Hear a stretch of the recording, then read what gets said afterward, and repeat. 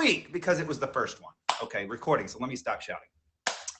This is the second episode ever of Forgiveness Culture, and hopefully the first episode where, you know, we don't crash 4 times. We're really, really hopeful today that the show goes on without any bugs. I'm gonna go ahead and turn off the GIF sound. I know, right? Listen, I'm trying to speak it out there in the universe, and that in the Meet Me universe, that, you know, we're gonna be good.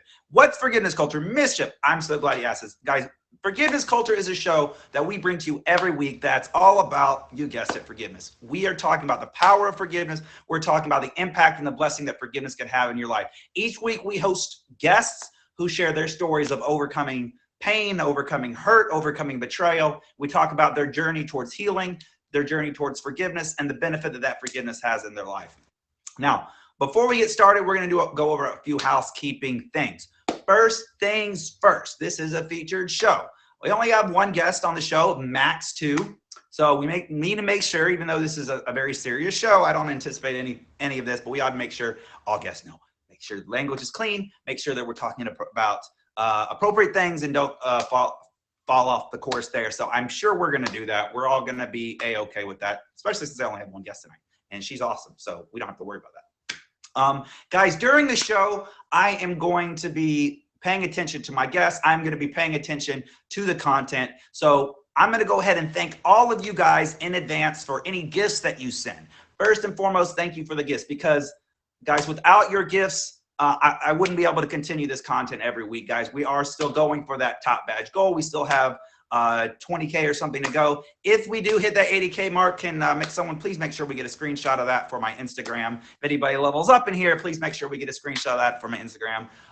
But during the show, guys, if I don't acknowledge your gifts, I'm going to go ahead and thank you in advance. Everything that you give me is reinvested back into the app. So make sure if you do give any gifts, just make sure you know that those gifts are going to good use, and they are much appreciated. All the hearts, guys, if you can't gift, all the hearts are appreciated. The comments are appreciated. You being here is very appreciated, guys. So there's that. Second thing, guys, we got to make sure that the comments are respectful. Now, normally, guys, my streams are pretty much, you can't get banned from my streams. You can say weird things, you can troll, I don't care, it's all good. But during our feature show, guys, we are going to keep it respectful. This is a very serious show. We're talking about some very private things in some cases, and some very personal things. So we got to make sure we're going to be respectful to myself, make sure we're respectful to the content, and respectful to our guests most of all, because they're coming on here to share a story for your benefit, to hopefully make an impact in your life. So we're going to be respectful of them. So if you aren't respectful, I hate to tell you, you will be removed from the stream, but don't worry. We are going to let you back in the next stream. But just, guys, if you're here to troll, please keep it moving. We're going to stay respectful here today. And last but not least, guys, what did I say? I might not mention the comments. I already think that I did. If I don't read your comments, guys, I do appreciate the comments. I do appreciate your participation in advance.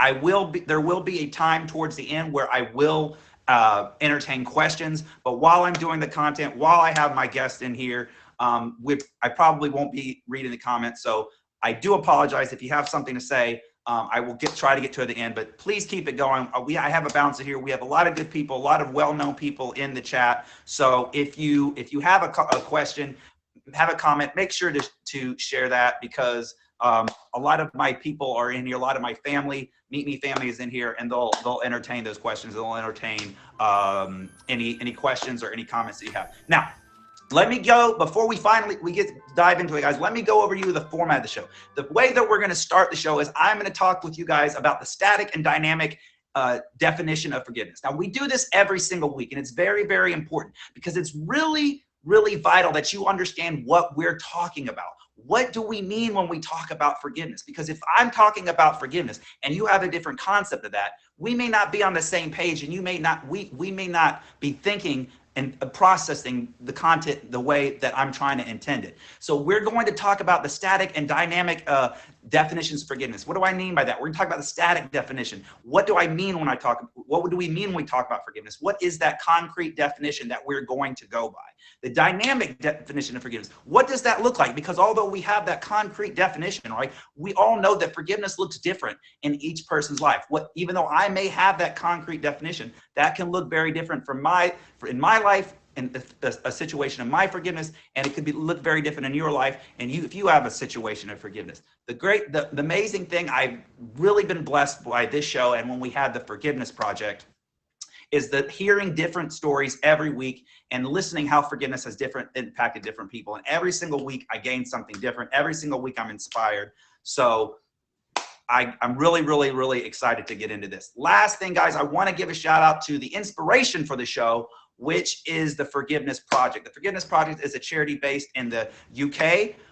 That does exactly what we do. They host guests on their podcast, on their website, and in a book they've written that shares different stories of people forgiving others, sometimes terrible crimes. We're talking about sexual assault, terrorism, murder. We're talking about victims and family members of just horrific, terrible things. And they share their story on how they came to forgive, how they benefited from that forgiveness, and the blessing that's had in their life. So shout out to them. After we talk about the static and dynamic definitions of forgiveness, I'm going to share, as I do every week, a different challenge of forgiveness or a misconception of forgiveness. This week, guys, we're going to talk about the difference between forgiving and pardoning, because it's very different. And sometimes people get that confused, and they use that as a reason why they can't forgive. And again, we are very big proponents of forgiveness in all situations on this stream. So we want to make sure that we knock out that misconception and talk about what that means. Then we're going to share a story from the actual Forgiveness Project this week, guys. I either share a story from the book or I share a story from current events. Last week we talked about the Amber Geiger case and the murder of Botham Jeans. The powerful story that we had with the brother of the victim sharing how he forgave the murderer in open court. Amazing story. This week we're going to learn about a family member of one of the Oklahoma City bombing victims. Really, really powerful story. So stay tuned to that. And after that, we're going to have our guest, Callie's World. She is an amazing streamer, and she's an up-and-coming person here on this app, and she's got an amazing story for you guys. So stay tuned for that. So enough prep. Let's get into it. What are we talking about forgiveness, and why did I start this stream? Why did I start the show? So I think one of the things that a lot of us have in common, and I would venture to say all of us have in common, is we all know what it's like to feel hurt. I mean, put a 1 in the comment section if you are either hurting right now or you've been hurting some point in the past year.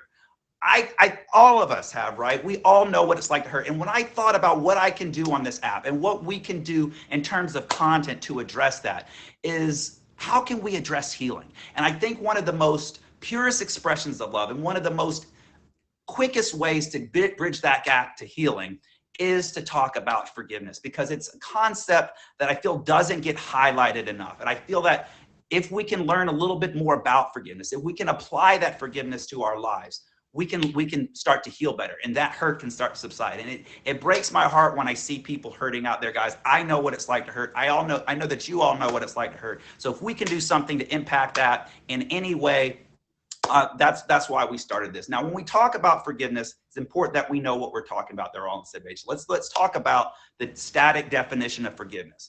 Now, when I talk about static definition of forgiveness, static means unchanging, concrete, and this is what we're going to talk about. So maybe you have a different definition of forgiveness. It's pretty similar to what what you'll find if you look in Webster's dictionary or any of the popular literature on forgiveness.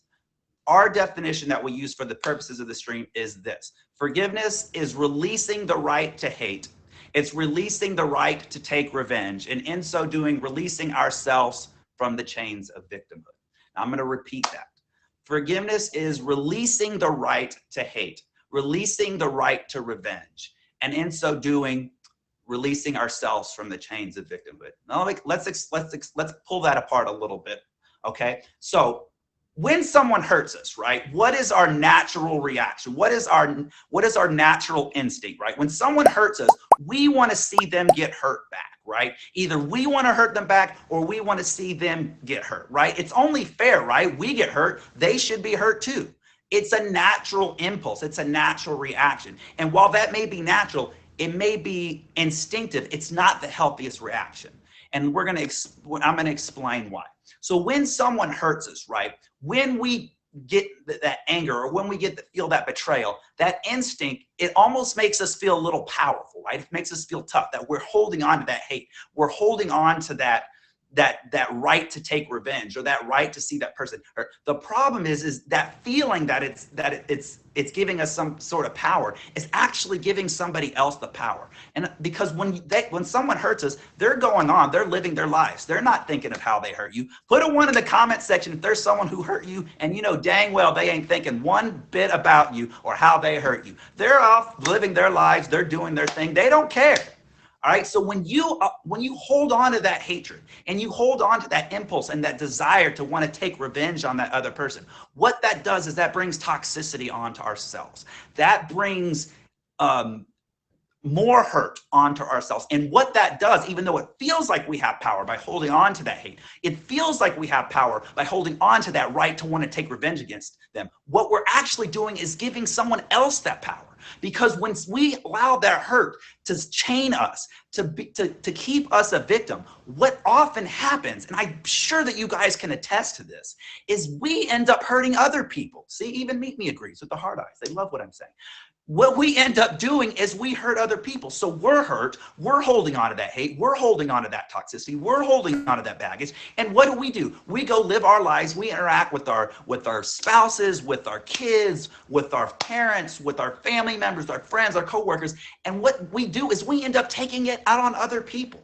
Inadvertently, sure, but we take it out on other people. Who's heard that expression, hurt people hurt people? So what happens is, even though we feel a little bit powerful by holding on to that hate, even though we feel a little bit powerful by holding on to that desire to want to see that person hurt and that desire to see that person, have revenge on that person, we're actually giving that person more power.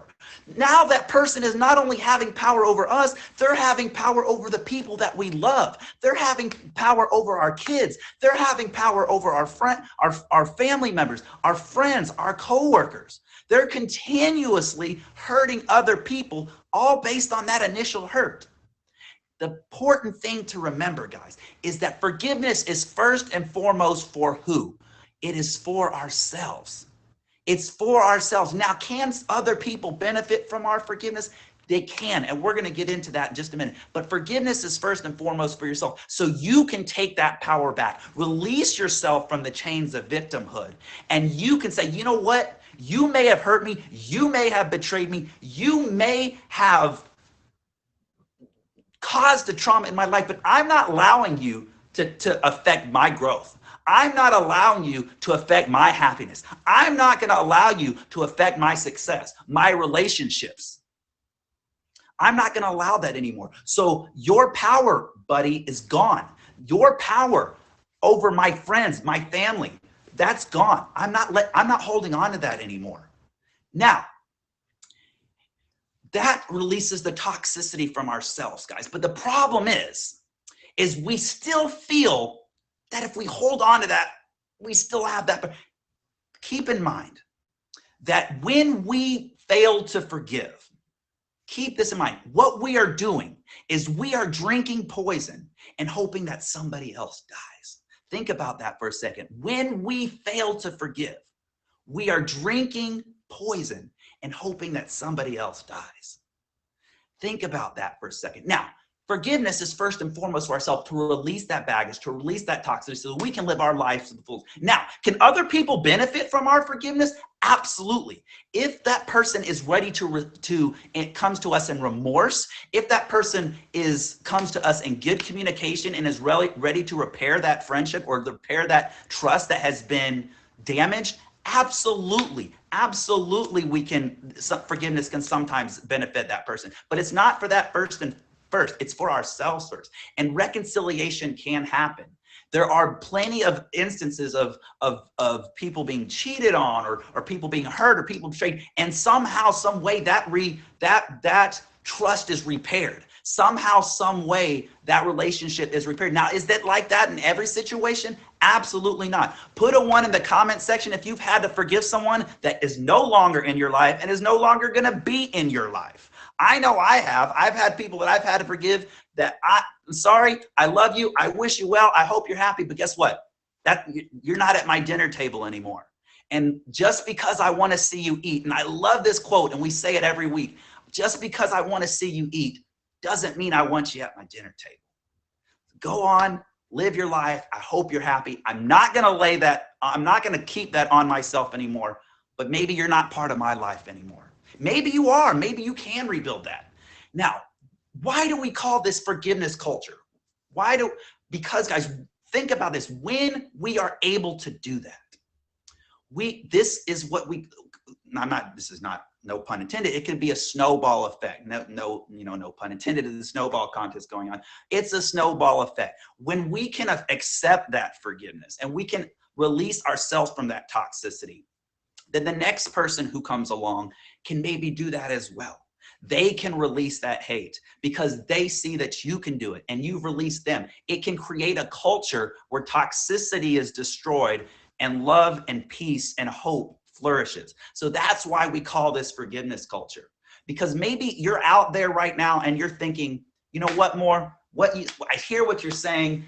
I don't want to be burdened, but you know what? I am not in a place where I'm ready to forgive. You don't know my situation. You don't know how bad I've been hurt. I want to let you know, if that's you today, that is okay. What we would encourage you to do is to keep exploring how forgiveness can benefit you, because that is who it's for. But if you're not ready, that is okay. I'm not here to guilt anybody. I'm not here to make you feel bad if you're in a space where you're not ready for this. And guys, as I should have probably said at the beginning of the show, I am not a mental health expert. All right. I am not a licensed psychologist. I'm not even a counselor. Heck, half the time, I don't know if I have any sense at all. But what I do know is that forgiveness in my life has allowed me to live with a lot less toxicity. It's allowed me to live with a lot more freedom. And at the end of the day, that is what forgiveness equates to. Forgiveness equates to freedom. We're going to go over that definition one more time. Forgiveness is releasing the right to hate someone and releasing the right to take revenge, and in so doing, releasing ourselves from the chains of victimhood. Now, why do we have the word right in there? Why don't we just say releasing hate and releasing revenge? Because how many times have maybe you not actively hated somebody, but in the back of your mind, you're thinking, I don't actively hate this person, but I have a right to hate this person because of what they did to me. I may not be seeking revenge against that person, but I have the right to take revenge against that person because of what they did to me, because of what they deserve. The problem with that is still a weight that we're holding on to. As long as we're saying, I have the right to hate you, even if I'm not actively hating you at the moment, even if I'm not actively doing anything against you, or I hold the right to take revenge against you, even if I'm not actually seeking revenge against you. If I'm holding on to that right, I am weighing myself down. That person is not being affected by me holding on to that. I'm bringing myself down.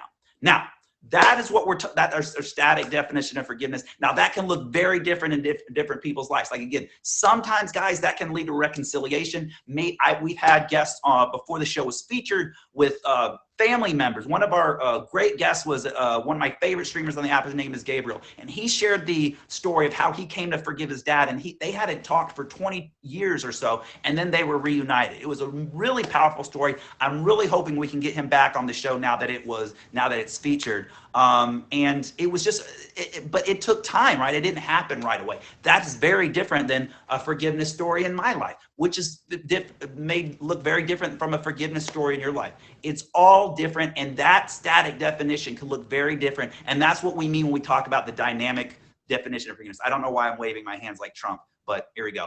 The dynamic aspect of forgiveness is that it can look different in each and every person's life. So that's the difference between the static and dynamic definition of forgiveness. The cool thing about having our guests on the show, guys, is we get to hear a different dynamic aspect of forgiveness every week, because our guests share a story of how they forgive, and it looks different in every person's life. And I'm really excited for our guest here tonight. Her name is Callie's World. She's an amazing up-and-coming streamer, and she's got a great story. She's going to be on in a few minutes. If you're just joining us, this is Forgiveness Culture. My name is Mor Mizrab, and this show exists to bring guests and content that will share and open up the door to forgiveness in your life. All we do, guys, we're not here to shove anything down your throat. We're not here to make you feel bad. We're not here to guilt trip you into anything. We're just here to share the benefits that forgiveness has had on our life, and hope that opens up a door for you. Now, Every week we like to share a different challenge or misconception of forgiveness. And this week is very important to me that we go ahead and knock this out of the way. We're going to talk about the difference between forgiveness and pardoning. Now, it's very important that we talk about this because a lot of times people think that if I'm forgiving someone, I'm letting them off the hook. Now, guys, absolutely not. Just because you're forgiving someone does not mean that we are releasing them from the consequences of their actions.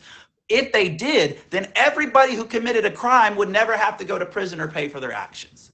And just because we forgive that person doesn't mean we want them to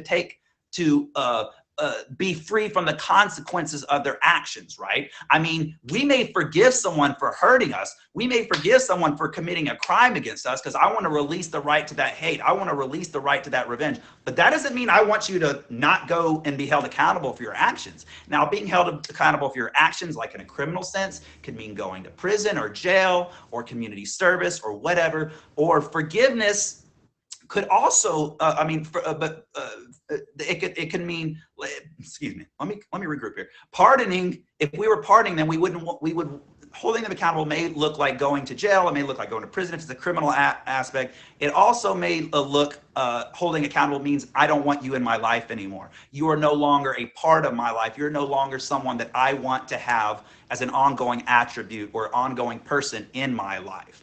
That could be one consequence, but just because we're forgiving someone doesn't mean we are pardoning them. It doesn't mean we are releasing them from the consequences of their actions. And it doesn't mean that we're forgetting, right? It doesn't mean that, you know what you did is fine. I'm going to forget it. We're going to pretend like it never happened. That is the difference between forgiveness and pardoning. And sometimes, especially because of the way the English language works and the translation of texts like the Bible, sometimes we get forgiveness and pardoning a little bit confused. But before we move on, I want to make sure I talk on this aspect of forgetting. Of course, if someone hurts us, especially if it's a deep hurt, right, we're not going to forget it. Forgiveness does not mean that we're going to forget what someone did. However, I want to make sure that I say this because I think it's really, really important. Of course, it goes without saying that if we're forgiving someone, we're not going to forget it. But if we're being honest with ourselves, if we have to accentuate that we are not forgetting, let's take a personal inventory of ourselves. Is it possible that there's still a hint of unforgiveness in there? Maybe, maybe not. How many times have you heard someone say, "Oh, I forgive, but I sure as hell don't forget"? And when I hear that, it's true, right? But when I hear that, sometimes I'm like, there's almost a hint of unforgiveness still in there. If you have to accentuate it, right? If you have to point out, I don't forget it. If we're being honest with ourselves, maybe not. I don't know your heart and I don't know your spirit. But if we're being honest with ourselves, if we have to go out of our way to point out, hey, I forgive, but I damn sure don't forget, it's possible that we're still holding on to a little bit of unforgiveness. It goes without saying that when we forgive, we don't forget. Just because we're letting that hatred go, we're letting that animosity and toxicity go, does not mean that we are just pardoning them and forgetting it and it's all over. So this week, guys, our misconception, our forgiveness challenge is the difference between forgiveness and pardoning. So I hope that benefited you somehow. This is the Forgiveness Project, guys. This show exists to open up the door of what forgiveness could do in your life, the blessings that it can have in your life. It's something that I'm very, very passionate about, and I hope that you're getting something out of it. Now, before we move on to our very, very distinguished guest, Callie's World, who I'm really, really excited to share with you guys, I always like to share with you guys a forgiveness story from popular culture or current events, or the Forgiveness Project book, which is what inspired this show. I read the Forgiveness Project book about 4 years ago. It's ultimately what inspired this show. And this week, we are going to be sharing a story from that book. And this is one of my favorite stories from that book. It's probably the testimony of all the testimonies I've heard from this book. It's probably the one that's impacted me the most. And it's a story about a man named Bud Welch. Now, back in 1995, there was the Oklahoma City bombing by Timothy McVeigh. I don't know, most of y'all are probably too young to remember this. But when I was just in elementary school, I remember this very, very well. This was actually my first experience ever as a child to kind of understand anything about murder or terrorism or any kind of crazy mass killing of any kind.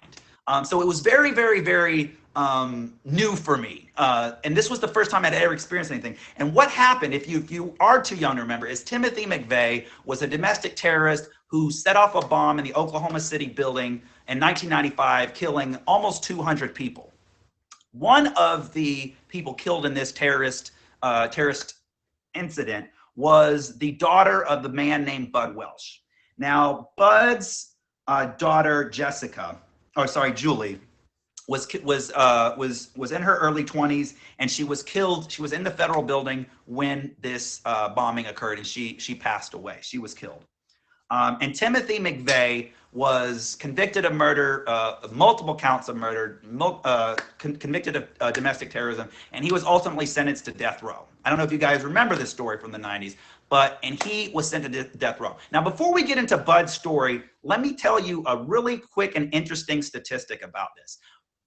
The victims, when Timothy McVeigh, 6 months or 6 years, I forgot, after his conviction, before he was sentenced to death, or before he was actually given the death penalty, 85% of the victims or family members of the victims said they supported the death penalty for Timothy McVeigh. 85%. Now, I want you to remember that statistic.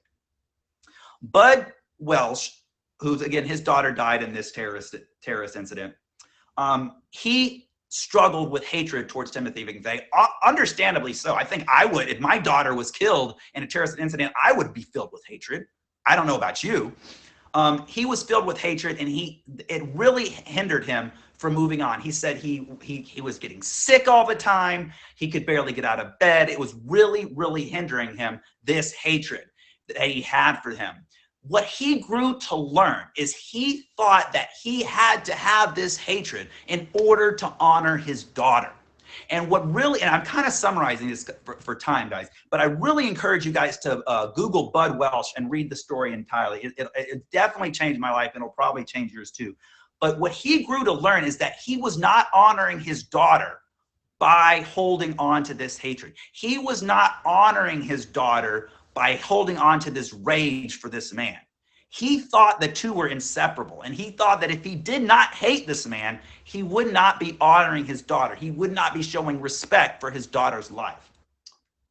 Once he realized that, he was able to let go, and he said when he was able to let go of that hatred, again, not pardoning the guy, not feeling that he didn't need to face consequences for his actions, but realizing that he didn't want to hold on to that hatred and revenge in his heart anymore, he was able to find peace in his life. He was able to get out of bed. His sickness started to subside. He started to feel more productive and successful, and he felt for the first time that he was truly doing justice to his daughter's memory. One of the interesting things about this story is that Bud actually met the father of Timothy McVeigh before Timothy McVeigh was sentenced, or shortly around the time that Timothy McVeigh was actually sentenced to death. And Timothy McVeigh's father he said he was a very humble man, a very peaceful man, and he was filled with great shame and sorrow, understandably, for what his son did. And he actually said, after meeting with Timothy McVeigh's dad, he said that he actually felt sorry for Timothy McVeigh's dad.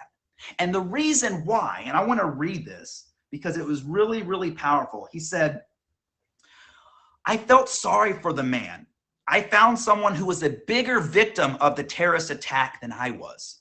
Because while I can speak in front of thousands of people and say wonderful things about my daughter, Julie, if Timothy McVeigh's dad meets a stranger, he probably doesn't even admit he had a son.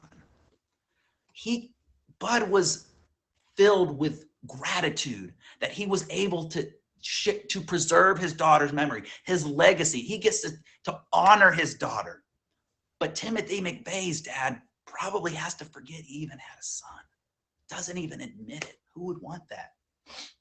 Y'all remember that statistic that I told you? How many family members of the victim supported the death penalty before it actually happened. 85% of the family members of the victim supported Red Hot Box, supported the death penalty. A few years after he was actually put to death, over half of those family members say that they did not feel like that was the right choice. Why? Is it because they felt sorry for Timothy McVeigh? No, because they realized that him being put to death did not remove that hatred from their heart. It did not remove that anger from their heart. It did not remove that toxicity from their heart.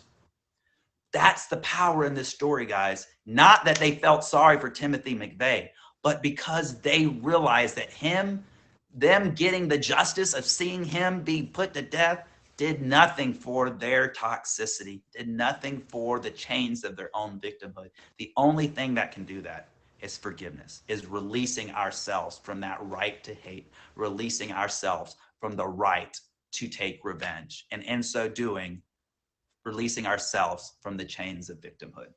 So really powerful story, guys. Again, the guy's name is Bud Welsh. I really highly encourage you guys to Google that story. I truncated it a lot. It's not a very long read, guys. It's maybe 2 or 3 pages, but I really encourage you to read, guys. That story like changed my life. And I really abbreviated it.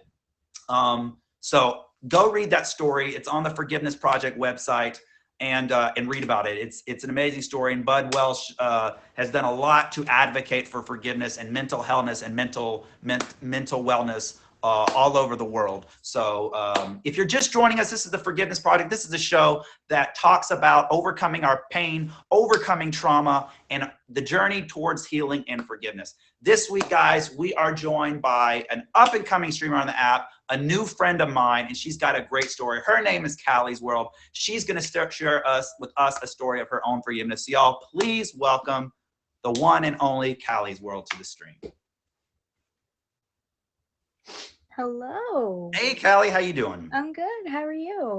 Hey, look, we haven't been kicked off the live tonight. So this is great. This is the first time in 3 weeks. So I'm really happy about that. Awesome. Well, welcome to the show. I know that you and I have talked a little bit about your story, but I'm going to go ahead and just let you get started and talk. So just go ahead and tell us about who this story is about, and in a nutshell, if I can shoo Savaka away because she's trying to jump up on my lap right now, a little bit about your story. So basically, my story takes place when I was between the ages of 15 to 17. It was an ex-boyfriend of mine. We were together for, well, just over a year, a little bit. And, everything was great in the beginning, as it always is. And then eventually things started to take a very bad turn. There were some red flags that I didn't notice, including him yelling at his mother quite a bit, holes being punched in walls. Was this towards the beginning that you noticed the red flags, or as things started to kind of devolve? As they evolved, like as he became more comfortable with me and I became more comfortable with him. Until then, he kind of hid his anger issues a little bit and such. And then his anger, it kind of ended up being directed towards me. It started out very, very simple, very, very small. And at this time, I'm a recovering addict, as is he. So I didn't really notice or pick up on it very much. Just some of the things he'd say was very emotionally at first. So, actually, never mind. I won't say that for the sake of the stream. Whatever you're comfortable with. Just, he'd call me names, tell me I couldn't do this, I couldn't do that. I was only good for certain things. Now, was there a reason why he was doing this? Where was this just kind of like normal boyfriend, girlfriend stuff that just kind of went to the extreme, or was this just misdirected anger, or where did this come from? Most of it, I believe, was from just complete, he didn't know how to handle his anger. So he just took it all at one. And where that, but that anger didn't initiate from you, or did it initiate from other places? Where was that anger coming from? That anger, honestly, I don't even know where his anger like came from. It's not really my story to tell what Sure. happened to him, but he did have a lot going on growing up, and So in he had his own issues he had apart his own from stuff you. going on, Got so it. I get it. But basically ended up he got very, very angry very, very quickly over small things. No, thank you. Um very, very quickly over very, very small things. It could have been I could have looked at him the wrong way by accident. Um so yeah, it started with emotional, just saying things, whatever. And then eventually it turned into physical. Um I ended up being put in the hospital 3 times. And I kept going back. I kept going back. Now, Because, was there anything that was triggering this, or was this just kind of like just basically he was angry with what's ever going on in his life and he was taking it out on you? he was just basically taking it all out on me. Now, I know a lot of us when we if we hear, a lot of people may from the outside looking in may just at this point say, "Girl, why didn't you just get out? Why didn't you just leave him at this point?" And see, at that point, it's hard to leave. I was young. I was very, very young. I was 15 to 17, and at that point, you think you think you know everything about the world. I thought I was in love with this person, and so on and so forth, and the drugs had a big influence on it as well. So I didn't end up leaving until I was pregnant, and I ended up losing that pregnancy, Hmm. and I ended up getting clean because of that. And so in the process of me getting clean, I ended up ending that relationship. And yeah. So yeah, so and I think a lot of times, especially when things are good in the beginning, right? We was there a part of you that was kind of like hoping, well, like maybe he'll change, maybe Oh, he'll definitely. Oh, of course. There was a part of me that I had hoped he would get clean with me. He did end up getting clean eventually. I will give him that. Props to him for that. But I don't know. I just thought maybe that if I were to take the first step, he would take that step with me. right. And So, it never happened. so you because of your pregnancy, you were able to get clean. And what was the catalyst for making you finally realize that, hey, I need to get out of this. This is unhealthy. I'm being abused. I don't need to be part of this relationship anymore. It was mostly when I had more support given to me. I had lots of more love shown towards me. People from the outside were looking in and they were saying, "This isn't right. You realize that, right?" Right. And Yeah. guys, that's really, really important that if you're going through something, even if we have a tendency to like minimize, because I know I've been in situations, not necessarily like this, but like emotionally abusive situations, we have a tendency to minimize it and say, well, or justify like this. Have good people in your life like Callie who can Absolutely. kind of like say, hey, listen, no, give you some truth, speak some love into your life. Because one of the things, and I'm going to ask you about this in a second, Callie, a lot of the things abusive relationships do is they try to isolate us from our loved ones so that we don't hear any of that, get out of that situation. We don't hear any of that, get help with. Did any of that happen with you? Oh, definitely. I ended up living with him for a short period of time, even because he separated me from my mother and from my sister and from all of my friends. And I had no one Right. except for him and his family. Right. And it's so common in cases like that because the an abuser will want to almost brainwash you into thinking that this is the way to live. This is Hmm. your reality. Don't listen to anybody else. They're just trying to take you from me. They're just trying to basically do what I'm doing with you, which is brainwashing you. And they'll try to twist your thinking and also at the same time build that dependence on them so that you feel like you can't leave. Exactly. And that's exactly what it was. So you you finally got, because of the love and support of your family, you were able to get out of this abusive relationship and kind of separate yourself from that. Hmm. Um, what happened after that? What was your fit when? Because I know we talked about you had a lot of hate and a lot of rage towards him after that. Can you Oh, tell yeah. us a little bit about what that looked like in your life? Um, I was going through a very depressed time in my life, of course. Um, I was kind of secluding myself. I didn't want to get into a relationship again. I didn't want anything to do with men, period. I was very scared of men at that point, with good reason. Um, and I would talk a lot to the females that I knew. And I would say, stay away from this person, stay away from this person. I would spread it as much as I could. And then eventually I was talking to my sponsor one day.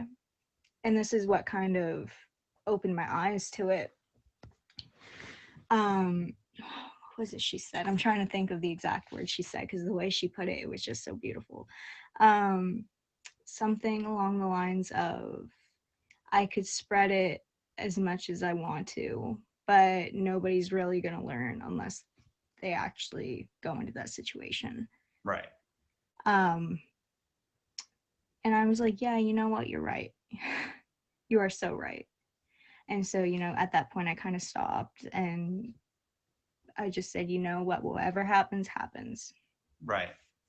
Now, when you were going through this depressed state, I know we talked earlier, you said that you had a lot of anger So much and anger. hatred. What can you give us a little picture of what that kind of looked like, or how that anger and hatred affected your life, which is understandable, right? I mean, this guy put you through a year-long abusive relationship. I would probably have anger and hatred too. I think most of us would. What did that look like, and how did that affect your life?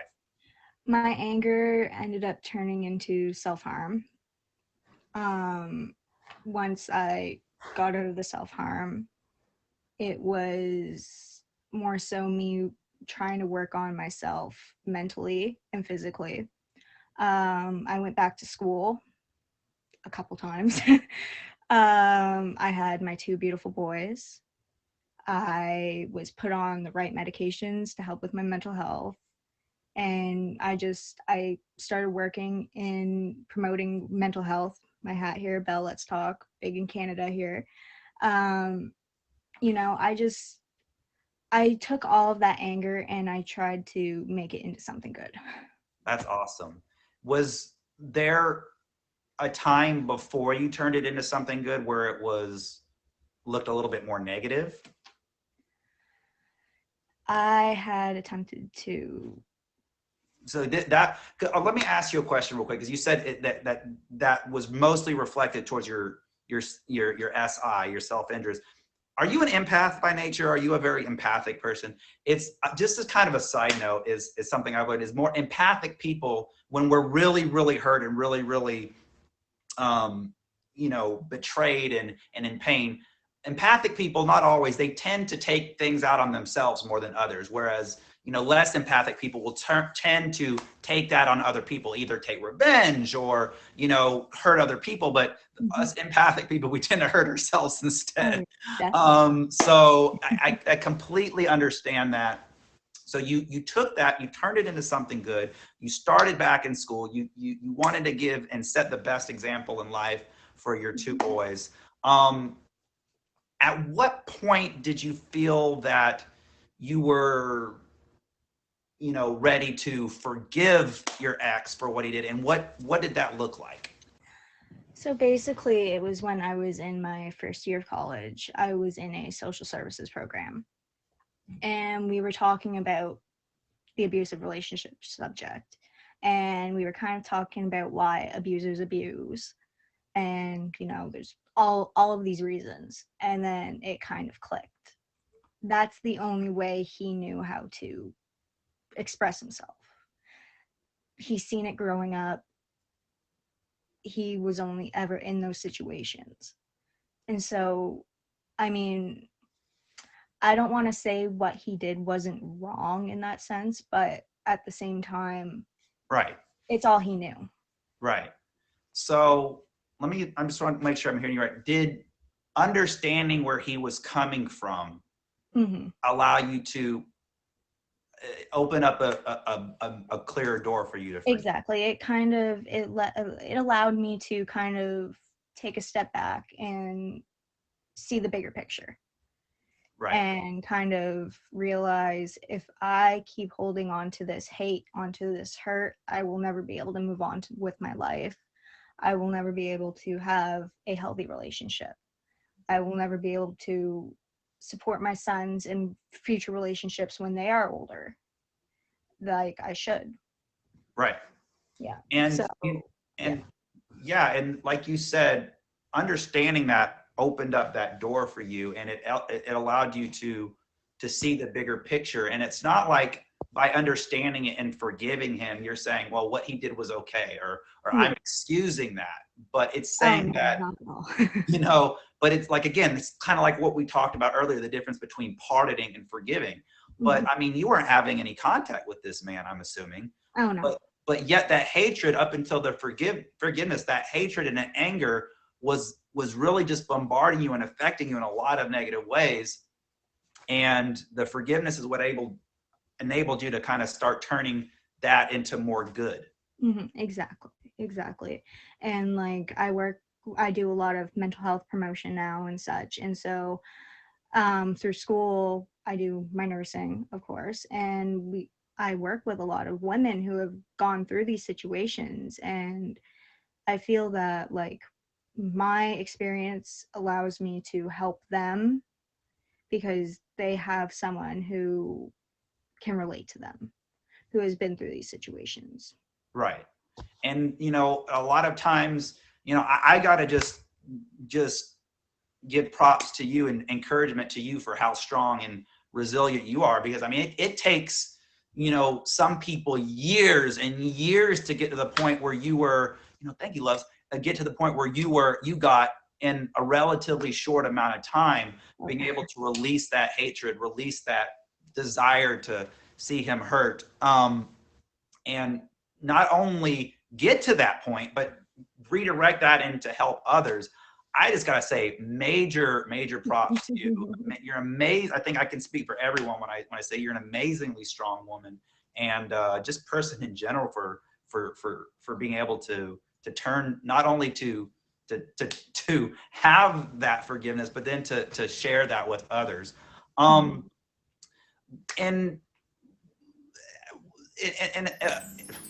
let me get my words straight. And other than helping others, how did that help you? Thank you, Vinny. How did that help you, like in terms of your own mental health and stability?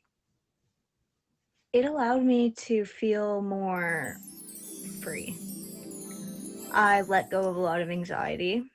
I let go of a lot of anger, of course. Um, I started to just be able to, what's the word I'm looking for? I look at things a little bit differently now than I did before. And of course, I'm always going to have in the back of my head my experience. Um, and it's always going to play a part on my mental health, on who I am and who I'm always going to be. But it doesn't have me by the throat anymore. How different do you think your life would be if you hadn't been able to get to that point where you forgave him? I probably wouldn't be here. Wow. Honestly, I probably wouldn't be here. Guys, amazing. Hope y'all heard that. Guys, again, if you're just joining us, this is Forgiveness Culture, and we're joined by Callie's World. Callie, an amazing up-and-coming streamer on the app, a beautiful and wonderful soul. Make sure you favorite her if you haven't already. When people hear your story, right, and they think of, and we didn't even go into deep detail, but hearing all the terrible things that he said about you, that they put you in the hospital 3 times. What some people might hear that and they be like, he doesn't deserve your forgiveness. He doesn't deserve, like for you to forgive him for that, what would you say to someone who says something like that? Basically, I say I forgive, and he is in God's hands now. It is up to God what happens with him from here on out. Right. So, and almost what I'm hearing you say, correct me if I'm wrong, if you hadn't forgiven him, you would almost still have an attachment to him. Oh, definitely. Oh, definitely. And that's something I actually never really just clicked in my mind towards them. A lot of times, right, when someone hurts us, we want to say, I didn't want to have nothing to do with that person. He hurt me. I hate him. But like, if we're still hating that person, we still have a little bit of attachment. Really, the biggest detachment is forgiving. Exactly. Forgiving, I find, was the final step in cutting him loose. Right. Have you spoken to him since y'all broke up? Just out of curiosity. Nope. Do you have any desire to? No. No, and no, that's fine. I think a lot of us would just be curious. So what are some of the advice that you give? Do you still do the advocacy that work with people? So what are some of the things that you do in your advocacy with those women? So basically, it's more so we have our women's shelter here in our town. So basically, me and some other nursing students will go in and we will sit with the woman and we will just listen to what they have to say. We will just sit with them if they just need someone to sit with them. Let them cry, let them do whatever they need to do. If they want to hear my story, I will tell them my story and I will give them whatever they need to the best of my ability. Right. Point them in the right direction towards certain resources, whether that be counseling, whether that be, other women's groups, and so on and so forth. Our town is lacking a lot of resources, so sure, I can only do so much. Right. Do you ever encounter any women in your line of work who are not at that point of forgiveness? Who of course, of course. Go ahead. Basically, what I tell them is, if you're not ready to forgive, then you're not ready to forgive. But when you are ready to forgive, you have all of these other women who have your back. Right. And I think that ultimately, right, we want to heal, regardless of whether we're ready to forgive or not. It's the position of this show that forgiveness, if we could get a screenshot of that, that'd be great, because that hits my 80K for the week. Sorry, if it's the position of showing that healing is forgiveness is a necessary part of healing. When you see those people who haven't forgive or not ready there, what do you see in their life that is either holding them back, or what does that unforgiveness look like in their lives? Because you've already moved on from that point. It's different for everybody, honestly, the way I see it. There are some women who are in the same boots as I was. They are addicts. And, addicts, I find, is very hard for us to forgive. It's hard for us to move past things because things just replay in our mind over and over and over again. And I find that's with a lot of other people, like those with anxiety, those with depression, anything. I just basically see, how do I want to put this?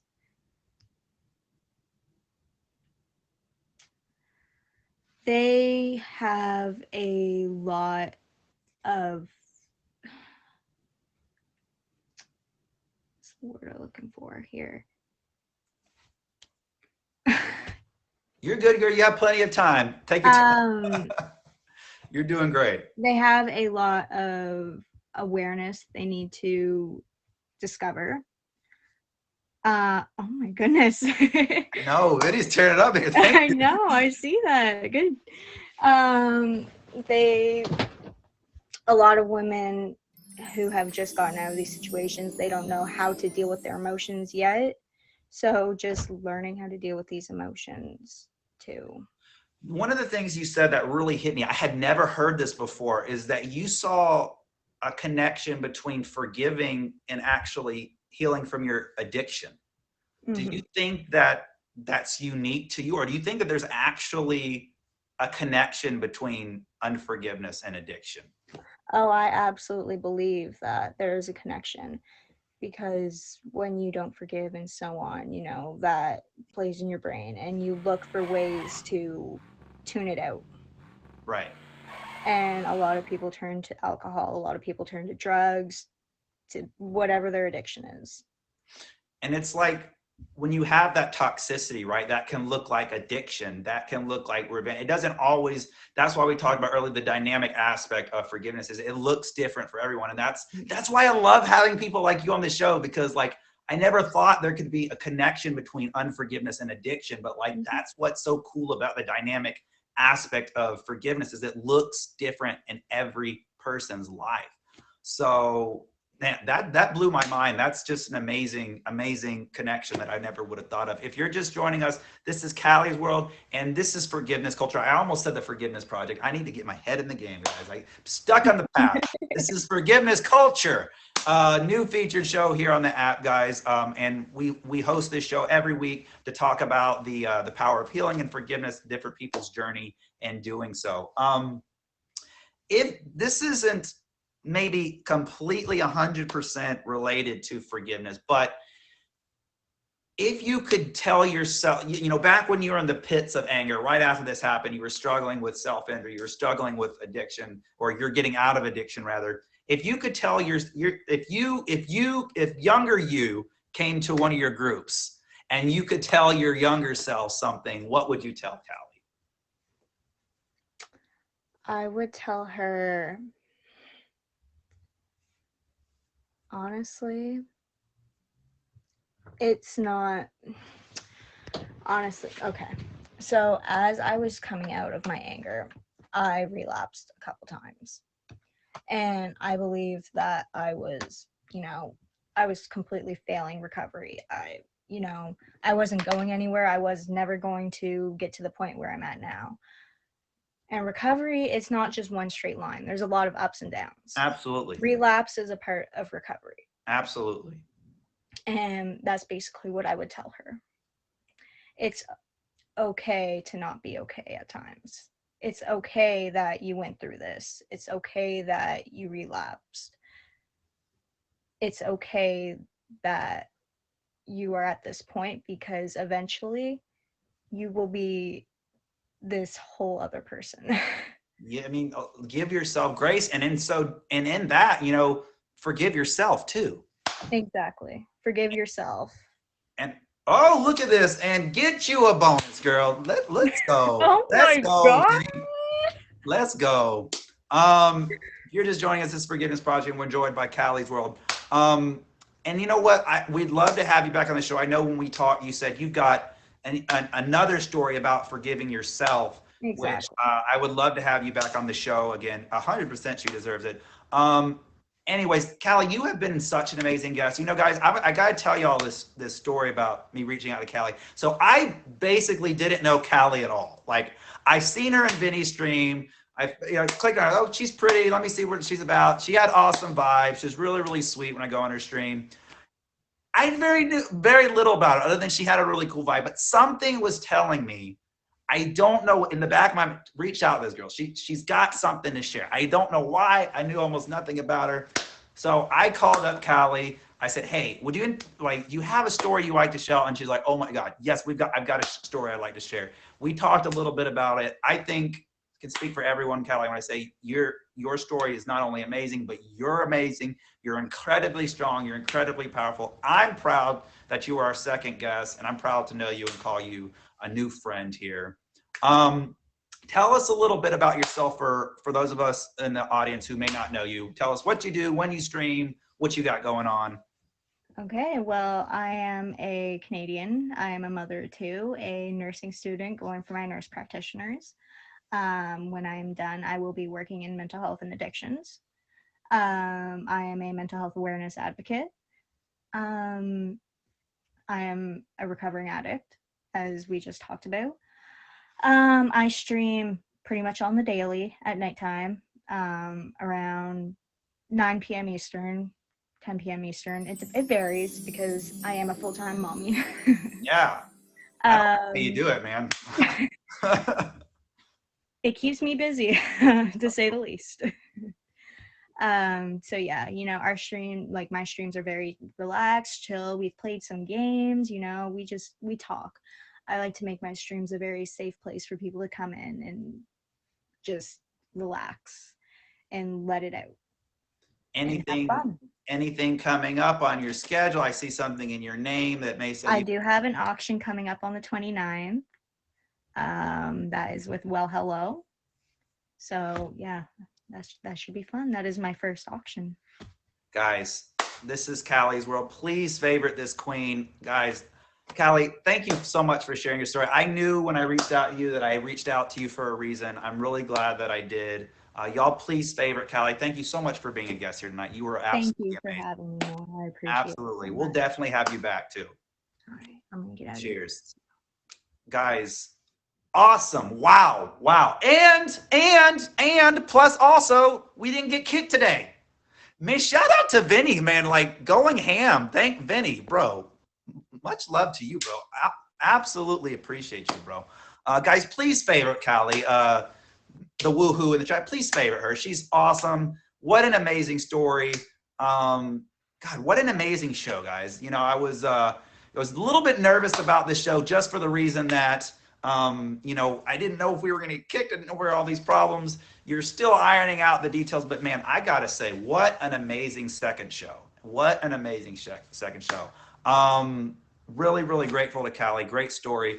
Guys, this is Forgiveness Culture. Now, if you're out there and you're like, More, I've got a story that I'd like to share. I've had someone hurt me. I've had someone betray me. I have someone that I've had to forgive, and I've got a story. Guys, hit my name where it says More Miserab here. Go to my Instagram, reach out to me. Tell me that, hey, I'd like to be on the show. I'd love to talk to you and see if your story is a fit for the show. Just want to make sure that you're, definitely on Forgiveness.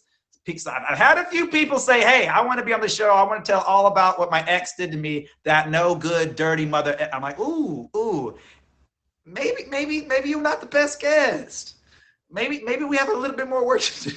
Maybe we have a little bit more work to do. So I just want to make sure that you have, that we're on the same page about everything. So if you have a story, please reach out to me. I would love to feature you on my show. Guys, we have nothing but time ahead of us. I'm going to be doing this show until further notice. I have no plans on stopping. So we've got more than enough space in the coming year for everybody. So if you have a show, if you enjoyed it, please reach out to me. Next week, we have an amazing streamer joining us. Top Badge Best Friend is going to be on the show. She hosts a show on Wednesday called Roundtable. If you don't know Best Friend, guys, search for Best Friend. She's a top badger in the app. She's got an amazing story to tell. I'm really excited about that, guys. Otherwise, guys, this has been Forgiveness Culture. I hope you guys enjoyed the show. I'm really glad that we were able to get through it without any glitches. I'm going to stay live here for a few minutes. If anybody's got any questions, this is open mics, open mic, well, not open mic, but open comments. So if you have any questions, you want to know my story, man, Spiritual, how much, Spiritual, it's funny you say that. I think I'm going to do one show. I haven't really planned it out yet where I'm going to talk about my forgiveness, the forgiveness. God knows I've had more than enough people that I've had to forgive in my life. I mean, obviously we all do, but I think I will do a self-reflection episode. But if you were on, if anybody ever watched the Forgiveness Project, when I had the show, before it became featured, I did share a story originally on the very first episode of the Forgiveness Project of a time that my fraternity brothers stabbed me in the back in college. It's a very, very emotional story for me. Absolutely, Callie. Thank you. It was an absolute pleasure. It's an absolute pleasure. Yes, and y'all make sure y'all favorite Emoji J here in the comments section. Whoa! What is this? What is this? What is this? What is this? What is this? What is this? I've never seen this before, and I didn't even have the sound on. I'm sure it had an amazing sound. Oh, that was awesome. That was so cool. Dude, you stole Facebook. I don't know what that means. Does anybody have, thank you so much. Thank you so much. Was that, who sent that? Tawny, thank you. Oh my God. But yeah, guys, I do have, apparently so, I do have a story. I'm probably going to, absolutely, Sonny, I'm glad you're here. I do have a story about Miss Grace in the house. Shout out to my number 3. Sorry, number 4. We still love her though. Shout out to my number 4. I forget who's who nowadays. Technically, you know, y'all are all number 1 in my book. But yeah, I do have an amazing story. I also am one day going to share the story about my my ex, not my recent ex, but my ex from a few years ago. That's a story that I think has been a long time coming. I've shared this story about on entanglements in the drama version. But my ex who cheated on me as I was on my way to propose to her, that was a big forgiveness in my life. Jason, thank you. So yeah, I shared that story on entanglements, but it was more of a Jerry Springer kind of show than it was about forgiveness. I'm definitely going to share the story from college on the self-reflection episode. I haven't really planned that out.